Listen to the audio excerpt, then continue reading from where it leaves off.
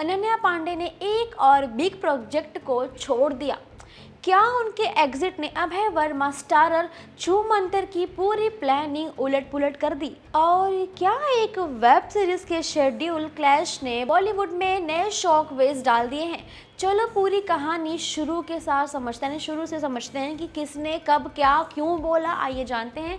अनन्या पांडे छूमंतरा की lead face थी, जिसे लेकर काफी एक्साइटमेंट बन चुकी थी। मैड डॉग फिल्म्स का ये फैंटेसी रोमांटिक ड्रामा 2026 के स्टार्ट में शूट होने वाला था।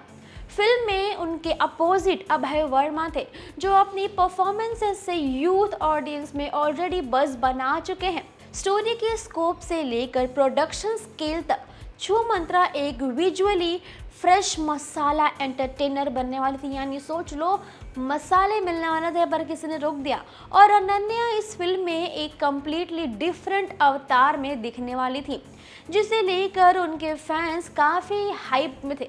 समझ सकते हो कि लोगों ने कितनी ज़्यादा स्पेकुलेशन कर रखी थी इस मूवी के बारे में। लेकिन प्रॉब्लम तब शुरू हुई जब अनन्या की वेब सीरीज कॉल मी बे सीजन 2 की शूटिंग डेट्स फाइनल हो गई। और यही एक्चुअल ट्विस्ट था। कॉल मी बे का शेड्यूल डायरेक्टली छूमंतरा के शूट से ओवरलैप कर रहा था।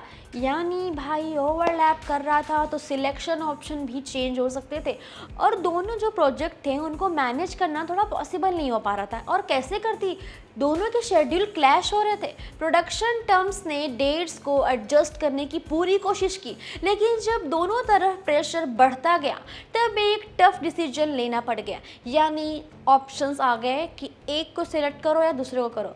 अब देखते हैं अनन्या किसको पसंद कर रही हैं।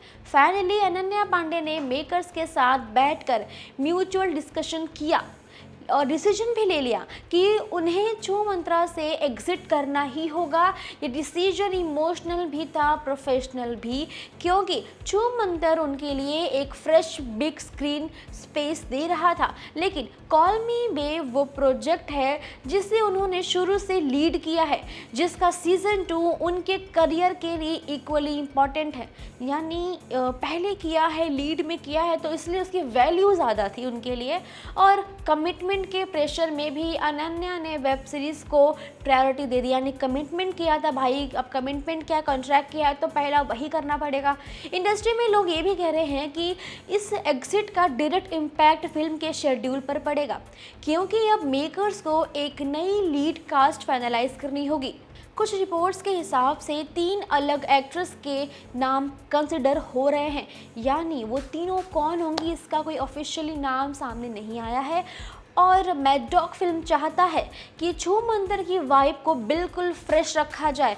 मतलब अभय वर्मा की अपोजिट कौन होगा?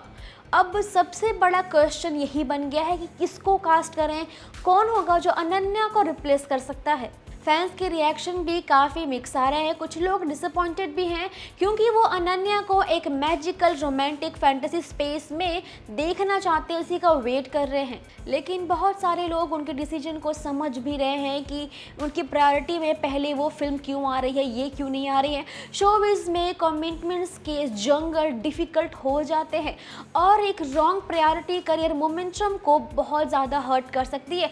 इसीलिए अनन्या का स्मार्ट मूव बोला जा रहा है, जिससे उनका लॉन्ग टर्म जो पोजीशनिंग है वो स्ट्रांग हो सकती है। यानी अगर वो अपने कमिटमेंट से पीछे हटती हैं तो एक तरह से एक स्टार के, एक सेलिब्रिटी के इमेज को हार्म भी पहुंच सकता है। वेल दोस्तों, आपकी क्या राय है कि अनन्या का डिसीजन सही था या नहीं था? आपके राय कमेंट में बताइए। वीडियो पसंद आई हो तो लाइक करें, शेयर करें, सब्सक्राइब करना ना भूलें बॉलीवुड टशन को।